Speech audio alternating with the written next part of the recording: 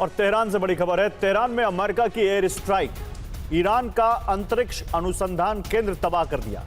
ये देखिए, space research centre, जिसको यहां पर तबाह कर दिया अमेरिका ने। बमबारी के बाद पूरी इमारत जलकर खाक हो गई। लपटें देखिए कितनी ऊंची उठ रही हैं। यह अमेरिका ने ईरान के स्पेस रिसर्च सेंटर पर हमला किया है।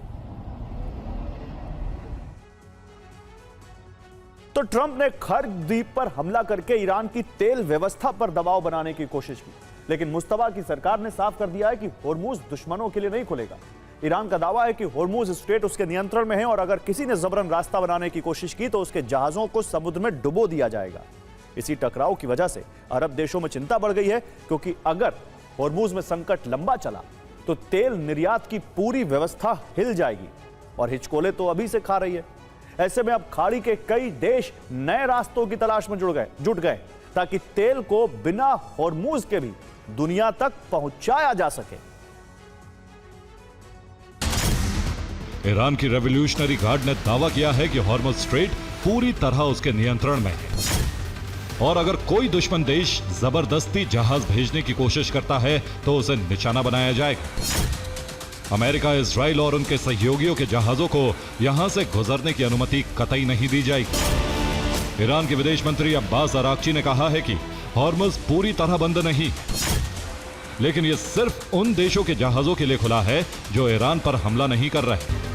अमेरिकी सेनेटर लिंडसी ग्राहम ने ट्रंप के कदम का समर्थन करते हुए कहा कि खर्ग द्वीप ईरान की तेल अर्थव्यवस्था का क्राउन ज्वेल है। अगर ईरान इस द्वीप से तेल निर्यात की क्षमता खो देता है तो उसकी अर्थव्यवस्था ढह जाएगी। अब समझिए ट्रंप का खर्ग प्लान क्या है। आप स्क्रीन पर खर्ग द्वीप देख रहे हैं और यही वो जगह है जहां ईरान के बड़े तेल टैंक हैं, ईरान की बड़ी रिफाइनरी है और यही ईरान के लगभग सभी बड़े एक्सपोर्ट टर्मिनल मौजूद हैं। यानी खर्ग ईरान की तेल व्यवस्था का सबसे अहम केंद्र है। अमेरिका का दबाव साफ है, अगर होर्मुज नहीं खुला तो खर्ग द्वीप के तेल इंफ्रास्ट्रक्चर को निशाना बनाया जाएगा और ईरान की अर्थव्यवस्था को पूरी तरह बर्बाद कर दिया जाएगा। लेकिन दूसरी तरफ ईरान की चेतावनी भी उतनी ही सख्त है। स्क्रीन पर होर्मुज के आसपास की तैनाती देखिए। समुद्र में IRGC नेवी की पेट्रोल बोट्स, यानी ईरान की नौसेना, तट पर मिसाइल साइलो और समुद्री रास्ते में खड़े तेल टैंकर। ईरान का दावा है कि होर्मुज पूरी तरह उसके नियंत्रण में। अब अमेरिका, इजराइल और इन दोनों देशों के सहयोगियों के जहाजों को किसी भी कीमत पर यहां से गुजरने की अनुमति नहीं दी जाएगी। अगर किसी ने जबरन रास्ता बनाने की कोशिश की तो उस पर हमला होगा। अब्बास अराक्ची ने अरब देशों से कहा है कि अमेरिकी सुरक्षा का छाता छेदों से भरा साबित हुआ है। अब्बास अराक्ची ने कहा है कि जो अमेरिका इस इलाके का पहरेदार बनने की कोशिश करता था, अब वही दूसरों से हॉर्मुज सुरक्षित कराने की मदद मांग रहा है।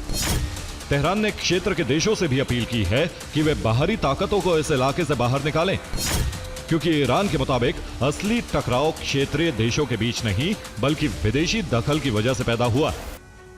और अब समझिए अरब के देशों के पास होर्मुज का विकल्प क्या है। गल्फ देशों में कम से कम 3 ऐसे तेल रूट पर तेजी से काम चल रहा है जिन्हें होर्मुज का विकल्प माना जाता है, यानी जहां से होर्मुज को बाईपास करके अरब देशों के तेल का व्यापार हो सकता है। पहला वैकल्पिक तेल रूट देखिए, यह है किरकुक से जयहान पाइपलाइन। यह पाइपलाइन उत्तरी इराक के तेल क्षेत्रों से निकलकर तुर्की के जयहान पोर्ट तक जाती है और वहां से सीधे भूमध्य सागर तक तेल पहुंच सकता है।